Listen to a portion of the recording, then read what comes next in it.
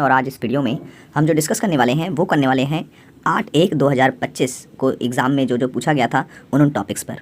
तो ये वीडियो काफ़ी इंपॉर्टेंट है अगर आपका यूजीसी नेट का एग्ज़ाम अभी होने वाला है तो ठीक है। तो वीडियो को एंड तक देखें और अगर आप तैयारी कर रहे हैं यूजीसी नेट पेपर 1 के लिए तो आप हमारी पहले की वीडियोज़ को देख सकते हैं। लिंक इस वीडियो के डिस्क्रिप्शन में मैंने दे दिया है, तो एक बार ज़रूर चेक करें। तो चलिए शुरू करते हैं। तो देखिए कल जो एग्ज़ाम हुआ था यानी 8/1/2025 को, तो उसमें 2 शिफ्ट में जो क्वेश्चन पूछे गए उनमें भी मैंने जो है जो मेन थे वही टॉपिक से ले रखे हैं। ठीक है, इनको एक्सप्लेन करते हैं और कौन से और क्वेश्चन यहाँ से बन सकते हैं उस पर डिस्कस करते हैं। देखिए कल क्वेश्चन जो पूछा गया वो कुछ इस तरीके का था कि 3/2 और 3/4 और 3/8 करके कुछ था और बोला था कि इसको जो है क्रम में लगाना है। ठीक है, आरोही क्रम में लगाना है। तो इस तरह के सवालों का जो है सॉल्यूशन करने में कुछ लोग जो है जानते होंगे, लेकिन कुछ ऐसे होंगे जो इसको नहीं कर पाए होंगे। तो बहुत ही सिंपल होता है इस तरह का सवाल। तो आपको सबसे पहले देखिए, एक तरीका ये है कि आप इसको जो है डिवाइड करें, 3 को 2 से डिवाइड करें, 3 को 4 से डिवाइड करें, फिर 3 को 8 से डिवाइड करें। तो इसमें आपका टाइम जो है चला जाएगा। तो आपको करना क्या है, कैसे आप कम समय में से कर सकते हैं, इसके लिए आपको देखो करना ये है कि नीचे के जो डिजिट दे रखे हैं, जैसे अगर मान लो ये सवाल ऐसे होता 3/2 और 5/2 और 7/2 करके दिया होता, तो अगर नीचे वाला डिजिट एक जैसा होता है तो बस आपको इसमें ऊपर का डिजिट देखना है। सबसे छोटा कौन सा है तो 3/2, सबसे बड़ा कौन सा है तो 7/2।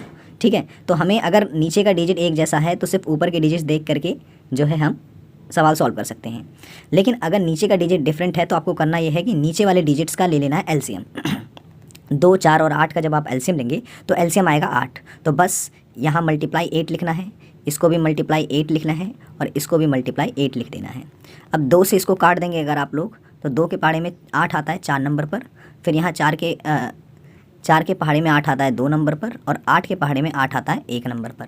बस इसको गुणा कर देना है। 3 को 4 से करेंगे तो ये 12 बन गया, और 3 को यहाँ 2 से करेंगे तो ये 6 बन गया, और 3 को फिर 3 से करेंगे तो 3 को फिर 1 से करेंगे तो यहाँ 3 ही आएगा। ठीक है तो आप देख सकते हैं कि ये क्रम बन चुका है। सबसे बड़ी संख्या कौन सी है तो वो है 3/2।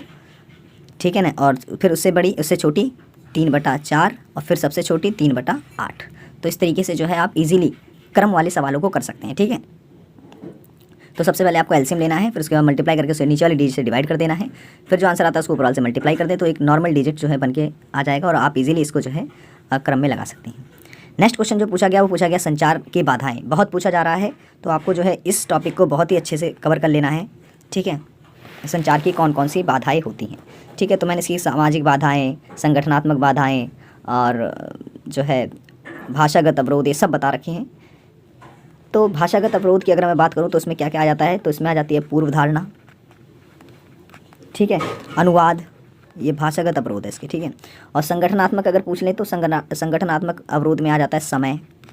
ठीक है, इसमें आती है दूरी, इसमें आता है आपका भय, शोर, ये सब संगठनात्मक बाधाएं हैं संचार की। उसके बाद जो सवाल पूछा गया वो पूछा गया केबी, एमबी, जीबी, टीबी को क्रम में लगाने से रिलेटेड।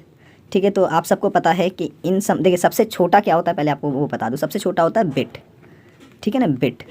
फिर होता है बाइट, BYTES, बाइट्स। तो याद रखना एक बाइट जो होता है वो किसके बराबर होता है, एक बाइट जो होता है वो 8 बिट के बराबर होता है।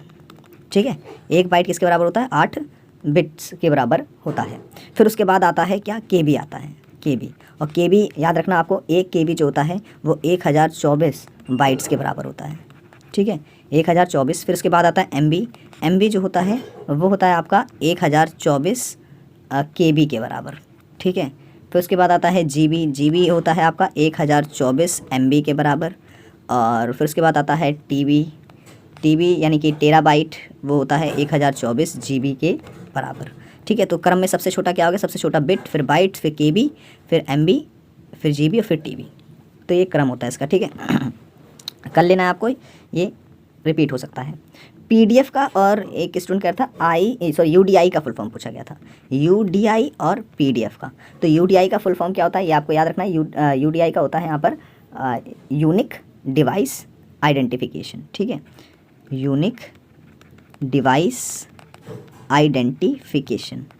ठीक है, पीडीएफ की फुल फॉर्म क्या होती है, पीडीएफ की होती है पोर्टेबल डॉक्यूमेंट फॉर्मेट। ठीक है, पोर्टेबल डॉक्यूमेंट फॉर्मेट, ये पीडीएफ की होती है। और कौन सी आपसे पूछी जा सकती है? आपसे पूछ सकता है USB की पूछ सकता है, यूनिवर्सल सीरियल बस। रैम की आपसे पूछ सकता है, रैंडम एक्सेस मेमोरी। आपसे रोम की पूछ सकता है, रीड ओनली मेमोरी। ठीक है, तो ये आपको याद रखना है। उसके बाद क्वेश्चन पूछा गया मुक्त विश्वविद्यालय से लेकर के। आप सबको पता है पूरे भारत में 17 जो है ओपन यूनिवर्सिटीज़ हैं, और जो है सबसे पहले कौन सी यूनिवर्सिटी है याद रखना, सबसे पहले जो खोली गई थी तो वो थी doctor B R Ambedkar university. कहाँ पर है ये हैदराबाद में। ठीक है, ये है हैदराबाद की यूनिवर्सिटी है, और इसे कब खोला गया था तो आपको याद रखना है 1982 में, 1982 में इसको खोला गया था। और आपको एक और याद रखना है इग्नू के बारे में। इग्नू यूनिवर्सिटी जो है ये 1985 में जो है स्थापित की गई थी, नई दिल्ली में ये। ठीक है, ये नई दिल्ली में है, इग्नू में से खोला गया था 1985 में। तो एक बार ये क्वेश्चन पूछा गया था कि इग्नू की स्थापना कब हुई थी, तो 1985 आपको डेट याद रखनी है। आप स्क्रीनशॉट लेना चाहे ले सकते हैं, क्योंकि मैं इसे मिटा रहा हूँ। चलिए नेक्स्ट, अगर हम बात करें कक्षा अधिगम से सवाल पूछा गया था। ठीक है, कक्षा अधिगम से कि कक्षा अधिगम में 3 चर होते हैं मेनली।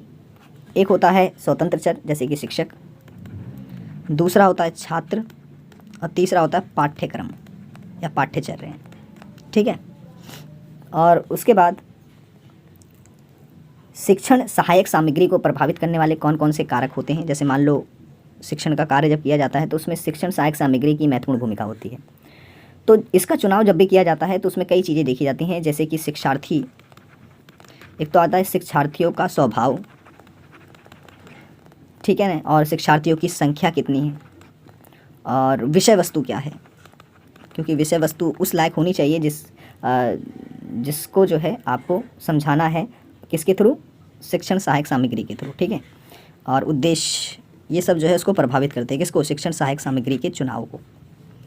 मीथेन गैस का स्रोत पूछा गया था। मीथेन गैस कहाँ कहाँ से निकलती है, तो याद रखना गाय जब जुगाली करती है, आपने देखा होगा जो पालतू जानवर होते हैं वो एक जगह बैठ करके जो है चबाते रहते हैं, तो गाय जब जुगाली करती है वहाँ से निकलती है। धान का खेत जो होता है वहाँ से निकलती है। दीमक जहाँ लगी होती है वहाँ से निकलती है, और जहाँ जहाँ दलदली भूमि होती है वहाँ पर से मीथेन गैस निकलती है, CH4 इसे लिखा जाता है। प्रतिशत और ट्रेन से रिलेटेड सवाल पूछा गया। ठीक है, प्रतिशत और ट्रेन से रिलेटेड सवाल पूछा गया है, अच्छे से कवर कर लेना है दोनों ही टॉपिक। ठीक है, तो आप जो है इस तरह का सवाल नहीं छोड़ेंगे। और हंटर कमीशन से सवाल था, पहले ही पूछा गया था, फिर एक बार पूछा गया हंटर कमीशन। हंटर कमीशन की जो स्थापना हुई थी वो कब हुई थी, तो आपको याद रखना है हंटर कमीशन की स्थापना हुई थी 1882। ठीक है, हंटर शिक्षा कमीशन है, याद रखना। एक और हंटर कमीशन था जिसका गठन किया गया था जलियांवाला बाग हत्याकांड की जाँच के लिए, तो वो ये नहीं है, याद रखना है। तो ये हंटर कमीशन जो है इसकी स्थापना किसकी सिफारिश पे थी, तो लॉर्ड रिपन, उस समय ये वायसराय थे भारत की।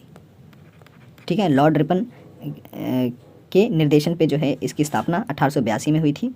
और आपको याद रखना है 1964 में कोठारी आयोग की स्थापना हुई थी, ये भी शिक्षा से जुड़ा हुआ एक आयोग है। और 1948 में जो है विश्वविद्यालय आयोग की स्थापना हुई थी। और 1882 में पहला शिक्षा आयोग आया था, पहला शिक्षा आयोग आया था 1882 में, और माध्यमिक शिक्षा आयोग आया था 1982 में। आप लोगों के लिए क्वेश्चन ये कमेंट में मुझे बताएं कि माध्यमिक शिक्षा आयोग जो था उसको और किस नाम से जाना जाता है। ठीक है, माध्यमिक शिक्षा आयोग को और किस नाम से जाना जाता है, आपके लिए क्वेश्चन है, कमेंट में जरूर बताएं। आज की वीडियो में इतना ही, आशा करता हूँ वीडियो पसंद आया होगा। पसंद आया तो लाइक कर दें, चैनल को सब्सक्राइब नहीं किया जरूर कर दें। प्लेलिस्ट अगर आपने अभी तक नहीं चेक करी है तो जरूर करें। अगर आप तैयारी कर रहे हैं UGC नेट पेपर 1 के लिए तो आपके लिए काफ़ी हेल्पफुल रहेगा। Thanks for watching this video.